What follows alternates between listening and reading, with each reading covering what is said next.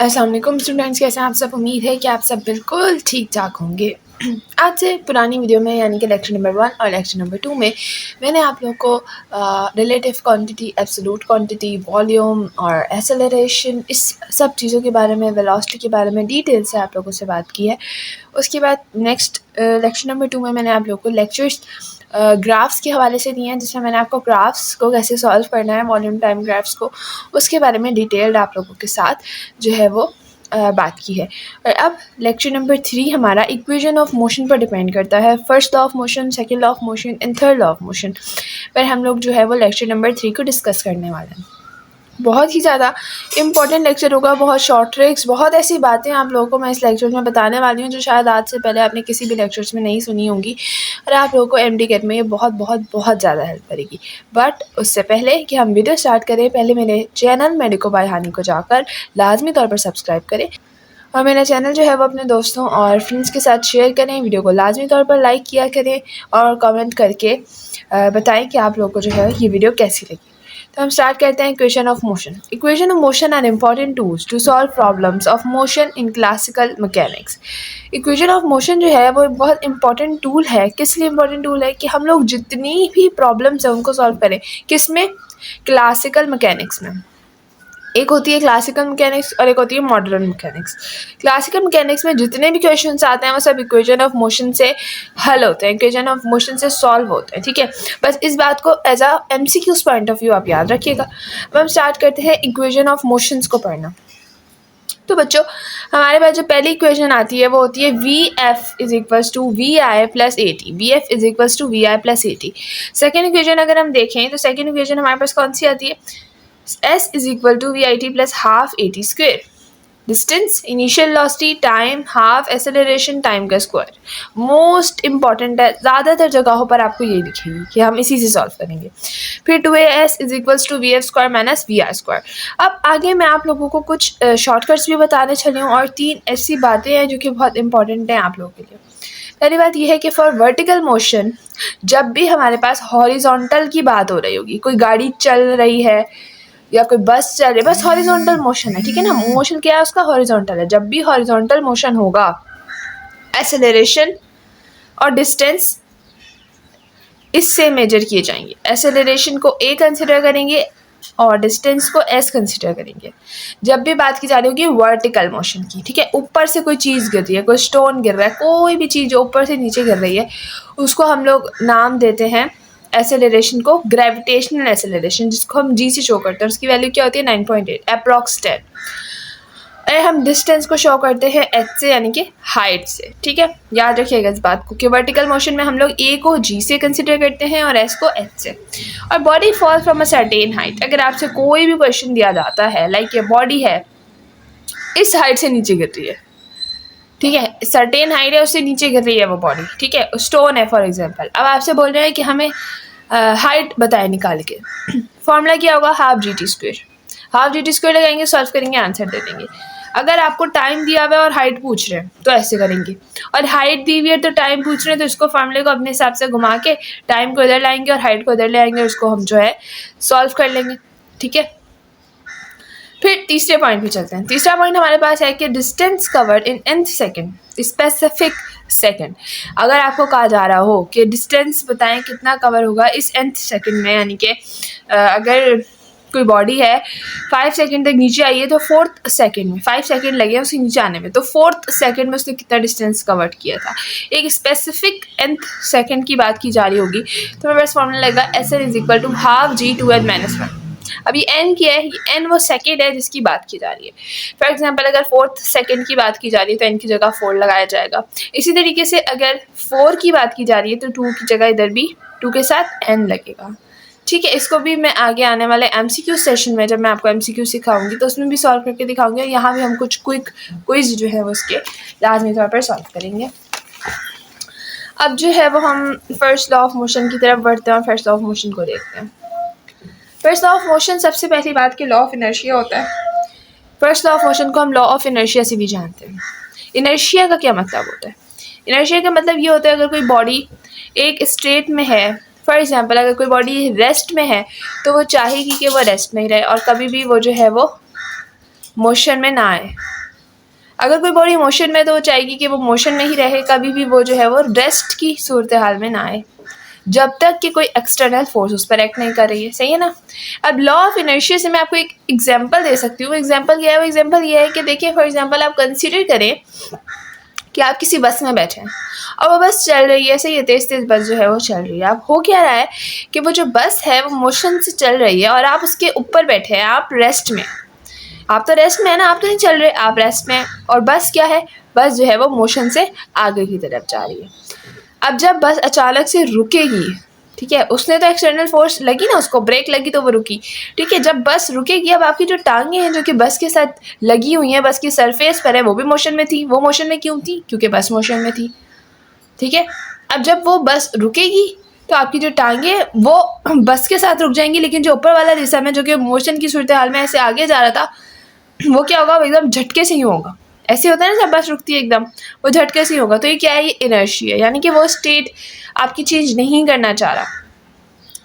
Inertia कभी भी ये नहीं चाहेगा। इनर्शिया में क्या होता है कि अगर कोई बॉडी अगर रेस्ट में है तो वो रेस्ट में ही रहना चाहिए, और अगर एक बॉडी जो है वो मोशन में है तो वो मोशन में ही रहना चाहिए, ठीक है। आगे बात करते हैं। Body continues its shape of rest और of uniform motion until and unless an external force act on it. एक बॉडी अपनी स्टेट ऑफ रेस्ट या फिर यूनिफॉर्म मोशन को, अगर वो यूनिफॉर्मली भी चल रही है, तो वो उसको कंटिन्यू रखना चाहती है अंटिल एंड अनलेस कोई एक्सटर्नल फोर्स उस पर एक्ट ना करे, ठीक है। इनर्शिया की बात करें हम इसमें, due to which it opposes any change in its state, ठीक है। क्या बात की जा रही है कि इनर्शिया जो है वो हमारे पास लिखा है, जो बॉडी जिस स्टेट में है वो इसी स्टेट में रहना चाहती है, ठीक है। यानी कि उसको अपोज नहीं करना चाहती, वो उसी स्टेट में जो है वो रहना चाहती है। अगर वो रेस्ट में है, वो रेस्ट में रहना चाहिए। अगर वो मोशन में है तो वो चाहेगी कि वो मोशन में ही रहे, ठीक है। और इनर्शिया क्या होता है? मास के डायरेक्टली प्रोपोर्शन होता है। ये एक बहुत इंपॉर्टेंट पॉइंट है, इसको याद रखिएगा, आगे आपको बहुत जगहों पर ये चीज़ काम आएगी। अब बात करते हैं सेकेंड लॉ ऑफ मोशन की। If you apply more force it accelerate at high rate. क्या बात की जा रही है कि अगर आप ज़्यादा फोर्स लगाओगे तो एक्सेलरेशन हाई होगी, ठीक है। यहाँ पे देखिए, मैं आपको वर्ड टू वर्ड लॉ पढ़ाने नहीं आई हूँ, वो आप सब 1000 दफ़ा पढ़ चुके हैं लॉ। जस्ट मैं उसको एक्सप्लेन करने आई हूँ, उसके इंपॉर्टेंट पॉइंट्स, उसकी इंपॉर्टेंट कीज निकाल के आप लोग के सामने रख रही हूँ, ठीक है। क्या बात की जा रही है कि जब फोर्स बढ़ेगी तो एक्सेलरेशन बढ़ेगी। You apply more force it accelerate at high rate. जितनी एक्सेलरेशन इंक्रीज होगी उतनी फोर्स इंक्रीज होगी। इसका मतलब क्या है? एक्सेलरेशन फोर्स के डायरेक्टली प्रोपोर्शनल है, ठीक है, और मास के इन्वर्सली प्रोपोर्शनल है, ठीक है। फॉर एग्जांपल, जैसे अगर आपको कहा जा रहा हो कि 2 बॉडीज़ हैं, एक हैवी बॉडी और एक जो है वो लाइट बॉडी है, और दोनों एक्सेलरेट कर रहे हैं, बताएं किसकी स्पीड ज़्यादा होगी? तो आप क्या कहेंगे? जिसकी एक्सेलरेशन, जिसका मास कम है उसकी एक्सेलरेशन ज़्यादा होगी, है ना, क्योंकि क्या है? इन्वर्सली प्रोपोर्शनल है। जिसका मास ज़्यादा है उसकी एक्सेलरेशन कम होगी, ठीक है। अब फिर हमारे पास बात की क्या की जा रही है कि एक्सेलरेशन, इसको हमने जब मिला दिया तो ये हो गया acceleration is equal to F M. फिर जब इसको मोर फॉर्मुलाइज करेंगे तो F is equal to M में। अगर आपसे एक्सेलरेशन निकालने का बोल रहे हैं तो आप एफ अपॉन एम का फॉर्मूला भी लगा सकते हैं, और अगर आपको फोर्स निकालने का बोल रहे हैं तो एम में भी लगा सकते हैं, ठीक है। अब फोर्स के बारे में देखते हैं। फोर्स है क्या चीज़? फोर्स दरअसल एक ऐसी चीज़ है जो कोशिश करती है किसी भी चीज़ को चेंज करने की, या फिर उसको चेंज कर देती है। 2 काम करती है फोर्स। फोर्स क्या करती है? या तो चेंज करती है या फिर ट्राई टू चेंज करती है, ठीक है ना। Force is an energy that changes और tries to change the state of an object. Force या तो चेंज करेगी या फिर कोशिश करेगी कि वो इसको चेंज कर सके, उसको हम कहते हैं फोर्स। किसी भी स्टेट को, किसी भी मोशन को, किसी भी रेस्ट को, जो चीज़ चेंज करना चाह रही है, किसी भी चीज़ को जो चीज़ चेंज करना चाह रही है, ट्राई कर रही है कि चीज़ चेंज हो जाए, इसकी मोशन इसका चेंज हो जाए, उसको नाम दिया जाता है फोर्स का। अब हम चलते हैं थर्ड लॉ की तरफ, और उसके बाद कुछ क्विक क्विज़ेस को भी जो है वो इंशाल्लाह सॉल्व करेंगे आज की वीडियो में। तो मेरे साथ इसी तरीके से जुड़े रहे।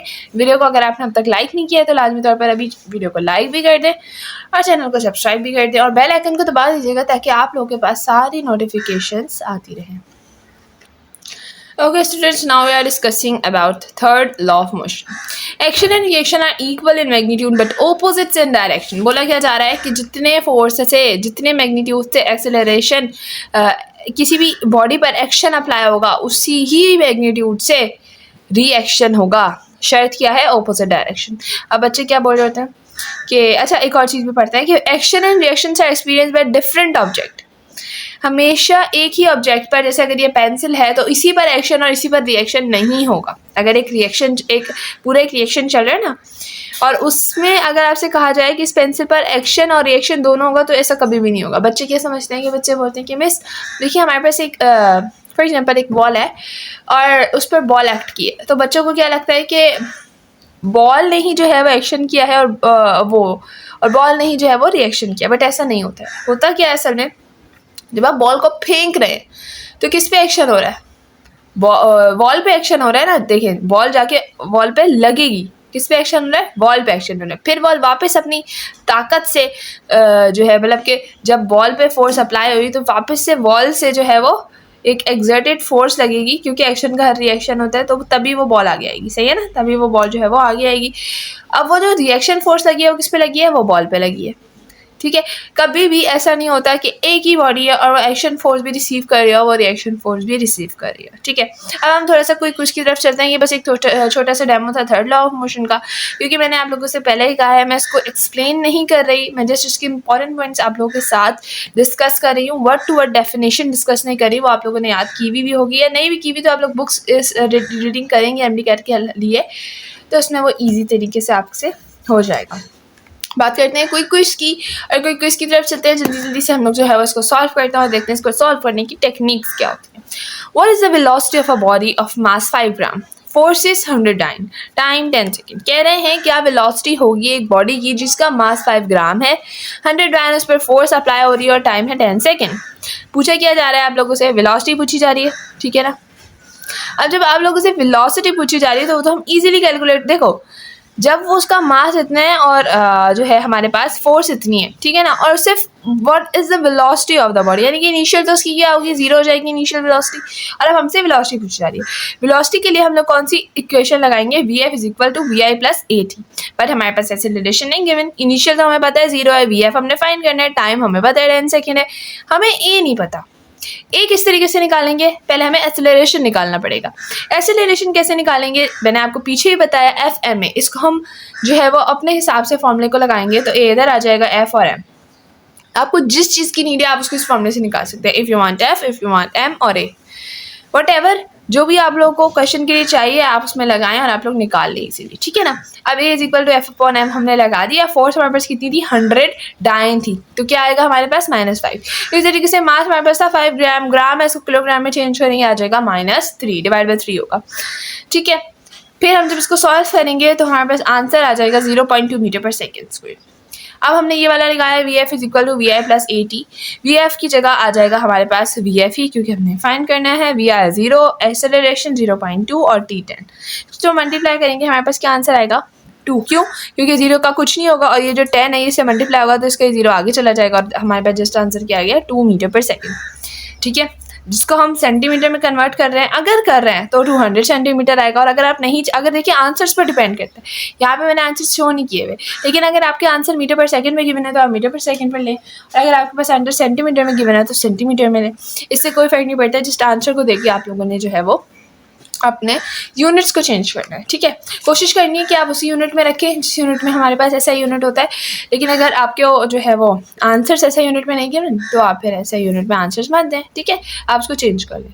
अब बात की जा रही है rocket eject 0.05 kg per second at velocity of 400 metre per second acceleration.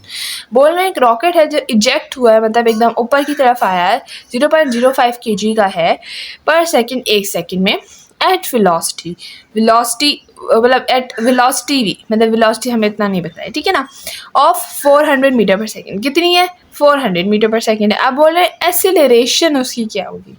Acceleration पूछी जा रही है। एक्सेलरेशन का एक फॉर्मूला तो हमारे पास होता है A is equal to F upon M, जो कि हमने FMA से डिराइव किया। एक होता है V अपॉन T, याद रखिएगा। एक्सेलरेशन का क्या फॉर्मूला होता है हमारे पास? V upon T। अब इसको हम सॉल्व करेंगे। वेलोसिटी की जगह 400 टाइम 1 सेकेंड पर सेकेंड था, 1 सेकेंड डिवाइड किया 400 मीटर पर सेकेंड ही आ गया। ठीक है ना, हमारे पास क्या आ गया? 400 मीटर पर सेकेंड। एक्सेलरेशन आ गई कितनी? अच्छा जी, नेक्स्ट क्वेश्चन हमारे पास है कि car move with 0 initial velocity, ठीक है ना, और 5 मीटर पर सेकंड पर उसकी फाइनल वेलोसिटी। एक्सेलरेशन बोली जा रही है 10 मीटर पर सेकंड और डिस्टेंस पूछ रहे हैं। बहुत ईजी, कौन सी फॉर्मूला लगेगा, देखिए इक्वेशंस को अपने सामने रखिए और उस पर देखिए कि आप लोगों ने क्या चीज़ जो है वो अप्लाई करनी है, ठीक है ना। बच्चे बोलते हैं हमें समझ नहीं आ रहा कि हम इसमें कौन सी इक्वेशन लगाए, क्वेश्चन हमें समझ आ गया, इक्वेशन का नहीं पता चल रहा कि कौन सी इक्वेशन लगाए। जब आपके पास तीनों इक्वेशन सामने होंगी ना तो आप इजीली उसको पुट करेंगे। देखिए जब भी आपके पास एमडीकेट में सवाल आएगा इनिशियल वेलोसिटी का, फाइनल वेलोसिटी और एक्सेलरेशन, डिस्टेंस, टाइम, कुछ भी इस तरीके की वैल्यूज आपको गिवन हो तो आप खुद ही से पता लगा सकते हैं कि फोर्स एंड मोशन का चैप्टर है और उसमें सिर्फ 3 इक्वेशन है ये वाली, ठीक है, जो अप्लाई होंगी। बाकी प्रोजेक्टाइल की थोड़ी अलग सी है, उस पर भी जो है वो मैं इंशाल्लाह लेक्चर बनाऊंगी इसी वीडियो के मतलब आगे, तो उसमें जो है वो भी मैं आपको सारा सिखा दूंगी कि हम प्रोजेक्टाइल में कैसे सॉल्व करेंगे। अब हमारे पास हमने फॉर्मूला लगाया 2s = vf² - vi²। Acceleration given है, डिस्टेंस निकालना है, फाइनल वेलोसिटी हमें गिवन है कितनी 5 मीटर पर सेकंड, इनिशियल 0 है। सारी वैल्यूज को पुट करेंगे हमारे पास आंसर आ जाएगा 1.25। अच्छा मैं इसको भी आप लोग को समझा देती हूँ। 2 इधर आएगा, एक्सेलरेशन 10, डिस्टेंस हमने फाइंड करना है, फाइनल वेलोसिटी 5 है और इनिशियल वेलोसिटी कितनी है 0 है, ठीक है। फिर 5 और यहाँ पे हमारे पास आ गया देखिए एक सेकेंड, 5 5 = 25, ठीक है, और 0। इसी तरीके से यहाँ पे क्या हुआ कि डिस्टेंस है ना हमारे पास, डिस्टेंस हम यहाँ पर ले आए और 2 को 10 से मल्टीप्लाई कर दिया, वो गया 20, ठीक है। अब ये 20 यहाँ मल्टीप्लाई हो रहा है, वहाँ जाके क्या हो जाएगा, डिवाइड हो जाएगा, 25 से डिवाइड हो गया, आंसर आ गया 1.25। अच्छा जी, एक और नेक्स्ट क्वेश्चन हमारे पास है, a ball is thrown up, initial velocity उसकी 20 मीटर पर सेकेंड है, after some time it's return. एक बॉल ऊपर गई, इनिशियल वेलोसिटी 20 है और कुछ टाइम बाद वो वापस रिटर्न हो गई। हाइट पूछ रहे हैं हमसे कितनी होगी, एक बॉल ऊपर गई फिर वो वापस रिटर्न हुई, याद रखिएगा हाइट डबल होगी, सही है ना, 2 होगी ना क्योंकि एक बार ऊपर गई फिर नीचे आई।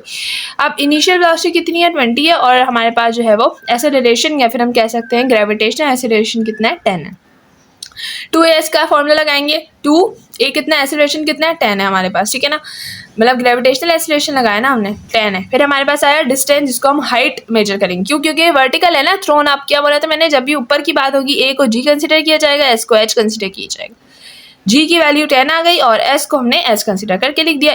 और फाइनल वेलोसिटी हमारे पास 0 है क्योंकि ऊपर जाएगी तो रुक जाएगी ना, और ये तो इनिशियल होगी, इनिशियल कितनी है हमारे पास 20 है, ठीक है। 20 का स्क्वायर लेंगे 400 आ जाएगा, 2 को 10 से मल्टीप्लाई करेंगे 20 और h एज इट इज। अब यहाँ 20 मल्टीप्लाई हो रहा है 400 के साथ जाके डिवाइड हो जाएगा, 0 से 0 कैंसिल होगा, 2 1 = 2 2 2 = 4 और ये आ गया 20 आंसर, ठीक है। तो हमारे पास जो है वो आंसर क्या आएगा 20। अब बच्चों एक और बात मैंने आप लोगों के साथ जो शेयर करनी थी कि मैं इंशाल्लाह ताला कुछ दिनों बाद आप लोगों के लिए वीडियो बनाऊंगी जिसमें मैं आप लोगों को सिखाऊंगी एमडीकेट के क्वेश्चन, चाहे वो केमिस्ट्री के हो चाहे वो फिजिक्स के हो। ज़्यादातर तो बच्चों को फिजिक्स में ही मुश्किल आती है कि हम बगैर कैलकुलेटर के कैसे सॉल्व करें, तो उस वीडियो में मैं आप लोगों को सारी कैलकुलेशंस सिखाऊंगी कि किस तरीके से हम इजीली बगैर कैलकुलेटर के आप लोगों के सारे डाउट्स मैं क्लियर करूंगी और आप लोगों को कुछ हिंट्स भी दूंगी, कुछ क्वेश्चंस भी सॉल्व करके दिखाऊंगी जिससे आप लोगों को समझ आएगा किस तरीके से हम बगैर कैलकुलेशन, बगैर कैलकुलेटर यूज़ किए जो है वो अपने एमडीकेट को बहुत अच्छे से जो है वो क्रैक कर सकते हैं। तो इसी तरीके से मेरे साथ जुड़े रहिएगा, वीडियो को लाजमी तौर पर लाइक कीजिएगा, चैनल को सब्सक्राइब कर दीजिएगा और एक कमेंट लाजमी तौर पर कीजिएगा।